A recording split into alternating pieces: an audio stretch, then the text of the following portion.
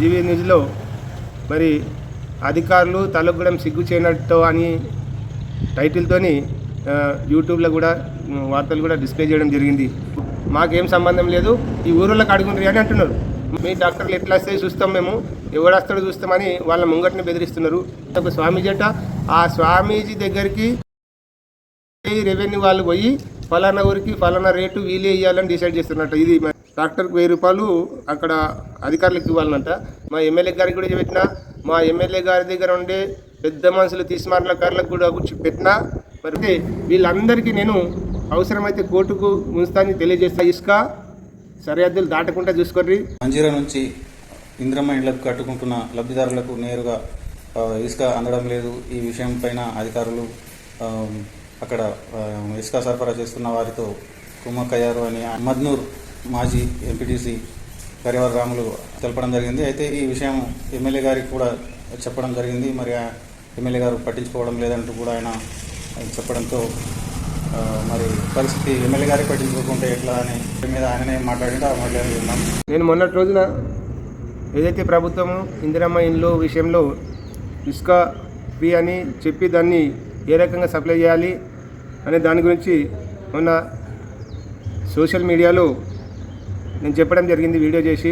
మరి నేను నిన్న సమాజానికి ఉపయోగపడే మెసేజ్ ఏం చెప్పినంటే, ఈ ఏదైతే పేదలకు ఇండ్ల కొరకు ఇసుక మరి 2500 రూపాయలకు ట్రిప్ వేయాలి, లేకపోతే నేను వేస్తానని చెప్పినా అది ఏ రకంగా వేస్తానని చెప్పడం జరిగింది. ఏ రకంగా అంటే, ఒక ఈ ఎక్కడైతే మన ఇసుక ఉందో అక్కడ నుంచి తీసుకురావడానికి ఒక 1000 రూపాయలు డీజిల్ ట్రాక్టర్కు, అదేవిధంగా ఒక 500 అక్కడ లేబరు మరి దానికి లోడ్ చేయడానికి, ఒక 500 ఇతర డ్రైవర్ ఖర్చులు, అది ఫోన్ కూడా మరి ఎవరిదైతే ఇసుక ట్రాక్టర్ తీసుకొస్తే వాళ్ళకు ట్రిప్కి 500 మిగులుతాయని కూడా క్లారిటీ ఇవ్వడం జరిగింది. మరి దాని గురించి అధికారులు కానీ మరి ఇక్కడున్న నాయకులు కానీ ఏం ఆలోచించలేదు, మరి ఏం చర్య తీసుకోలేదు. మరి ఈ విషయము మరి పత్రికా సోదరులు కూడా ఈ జీవీ న్యూస్లో మరి అధికారులు తలొగ్గడం సిగ్గు చేయనట్టు అని టైటిల్తోని యూట్యూబ్లో కూడా వార్తలు కూడా డిస్ప్లే చేయడం జరిగింది. నేను అనేది ఏంటంటే, మరి ఇప్పుడు జరుగుతున్నది ఏందో నేను చెప్తా. ఏం జరుగుతున్నది? ఇసుక ఉంటుంది, మీరు అడిగితే పర్మిషన్ ఇయ్యరు. పర్మిషన్ ఇచ్చినా కానీ నిన్న మేము మా మండల అధ్యక్షుడు మళ్ళీ కొంతమంది లబ్ధిదారులు తీసుకుని ఎవరైతే సప్లై చేస్తామంటున్నారో వాళ్ళ దగ్గరికి పోవడం జరిగింది. అక్కడ బిచ్చుకుందకు సంబంధించి రెవెన్యూ సిబ్బంది ఉండే వాళ్ళకి చెప్పిండ్రు, సార్ మా ట్రాక్టర్ వీళ్ళు మాకు 2500కు సప్లై చేస్తారంటే వాళ్ళు మాకేం సంబంధం లేదు, ఈ ఊరోళ్ళకి అడుగుండ్రి అని అంటున్నారు. మరి అది ఊరోళ్ళగా ఇసుక ఎవరిదా? మరి అధికారులు ఆ రకంగా చెప్పినాక మరి పరిస్థితి ఏ రకంగా ఉంటుందో మనం తెలుసుకోవాల్సిన విషయం. అయితే ఆ ఊరోళ్ళు ఏమంటారంటే, మీ డాక్టర్లు ఎట్లా వస్తే చూస్తాం, మేము ఎవడస్తాడో చూస్తామని వాళ్ళ ముంగటిని బెదిరిస్తున్నారు. మరి ఇప్పటికన్నా ఇప్పుడు జరుగుతున్నది ఏంటంటే, వాళ్ళ ట్రాక్టర్లే తీసుకొచ్చేస్తారు. వాళ్లకు రేటు డిసైడ్ చేయడానికి బిచ్చుకుంద మండలంలో రాజకీయంతో సంబంధం లేని ఒక స్వామీజీ అట, ఆ స్వామీజీ దగ్గరికి రెవెన్యూ వాళ్ళు పోయి ఫలానా ఊరికి ఫలానా రేటు వీలే ఇవ్వాలని డిసైడ్ చేస్తున్నట్టు. ఇది మరి ఎంతవరకు సమంజసం మనం ఆలోచించాలి. అయితే ఇది ఎందుకు నిన్న చూస్తే కనీసం ఒక 50 ట్రాక్టర్లు వాళ్ళకి ఏదో ఇందిరమ్మ ఇల్లు అని చెప్పేసి ఒక రసీదు ఇస్తున్నాడు. అది తీసుకుపోయి ఏ లబ్ధిదారునికి వేస్తున్నాడో, ఎవరికి వేస్తున్నాడో, ఎంతకి వేస్తున్నాడో ఎటువంటి లెక్కలు లేవు. మరి దీని ప్రాసెస్ ఏముండదో మొత్తం తెలుసు.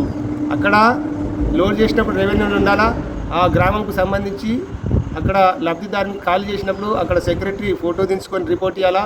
అవన్నీ ఏం జరుగుతలేవు. ఇవన్నీ ఎందుకు జరుగుతలేవు అంటే, నేను ఏవైతే 50 ట్రాక్టర్లు నడిచినాయో ఆ ట్రాక్టర్ల దగ్గర సంబంధిత రెవెన్యూలు వాళ్ళు దగ్గర నాకు తెలిసిన సమాచారం ట్రాక్టర్కి 1000 రూపాయలు అక్కడ అధికారులకు ఇవ్వాలన్నట. అంటే దగ్గర ఒక 50,000 వాళ్ళకి నిన్న ముట్టినట్టే. ఇది పరంపర జరుగుతూనే ఉన్నది. అందుకొరకే వీళ్ళు ఏంటంటే, మనకు ప్రజలకు అవసరమవుతున్నది కదా అని చెప్పేసి దానికి సహకరించరు. మరి దీనికి ఏ రకంగా యూజ్ చేసుకోవాలా, ఏం జరుగుతుంది, ఏం కథ అనేది నేను ఎక్కువ చెప్పాల్సిన అవసరం లేదు. దీని మీద చర్య తీసుకున్నది పోలీసు వాళ్ళు, తర్వాత రెవెన్యూలు, తర్వాత మైనింగ్స్ వాళ్ళు. మరి వీళ్ళు ఎందుకు చర్య తీసుకోరు, ఏ రకంగా సహకరిస్తారు, ఎందుకు సహకరిస్తారు అనేది అందరికీ తెలిసిన విషయమే. నేను ముఖ్యంగా మా ఎమ్మెల్యే గారికి, ప్రతిపక్షం వాళ్ళు కూడా కల్వకుంట్ల కవిత కూడా ఇసుక విషయంలో ఈయనకు ప్రతిపక్షం వాళ్ళు కూడా ఈయనకు మంచి చేస్తున్నాడని చెప్పడం జరిగింది. కాకపోతే ఇప్పుడు ఆయన కొద్దిగా ఆరోగ్యం బాగాలేదు. ఆయన లేకున్నా మరి ఈ విషయం నేను ప్రతి అధికారికి కూడా నిన్న వాట్సాప్ పెట్టినా, మా ఎమ్మెల్యే గారికి కూడా పెట్టినా, మా ఎమ్మెల్యే గారి దగ్గర ఉండే పెద్ద మనుషులు తీసుమాటలకారులకు కూడా పెట్టినా, మరి వాళ్ళు ఏం చేస్తలేరు. మరి ఇట్లయితే మరి వీళ్ళు ఎవరైతే బీదోళ్ళు ఉన్నారో వాళ్ళు మరి ఏ రకంగా వాళ్ళకు ఉసుక తెచ్చుకోవాలా, ఏ రకంగా పని చేసుకోవాలా, దీని మీద ఇప్పటికైనా కానీ ఎంబడి ఆలోచించి చర్య తీసుకోవాలా. చర్య తీసుకోకపోతే నేను దీన్ని పెద్ద ఎత్తున ఉద్యమం చేస్తాను తెలియజేస్తున్నా. ఇప్పుడు ఏదైతే మొత్తం ప్రభుత్వ పనులు జరిగినాయి, ప్రభుత్వ పనులకు కూడా డబ్బులు కట్టి పర్మిషన్ తీసుకోవాలా. మరి నేను సంబంధిత డోంగ్లీ తహసీల్దార్కు దరఖాస్తు ఇవ్వడం జరిగింది. ఏంటంటే మీ మండలంలో మరి సిమెంట్ రోడ్లు కానీ ఏదైనా ప్రభుత్వ పనులు ఎన్ని జరిగినాయి, మరి దానికి అనుమతి తీసుకున్నారా లేదా, తీసుకుంటే ఎంతమంది తీసుకున్నారని పెట్టినా దగ్గర ఇది 15 రోజుల ఇప్పటికీ వాళ్ళు సమాచారం ఇవ్వలేదు. నేను దీనికి సంబంధించి ఎవరైతే సబ్ కలెక్టర్ పాస్వర్డ్ గారు ఉన్నారో ఆమె దగ్గర కూర్చుండి మరి ఇప్పటికైనా వాళ్ళు ప్రజలకు సహకరిస్తే బాగుంటుంది. లేకపోతే వీళ్ళందరికీ నేను అవసరమైతే కోర్టుకు ఉంచుతానని తెలియజేస్తున్నా. ఇప్పటికైనా ఆలోచించండి, ఇప్పటికైనా ప్రజలకు సహకరించండి. మన ఇసుక సరిహద్దులు దాటకుండా చూసుకోండి.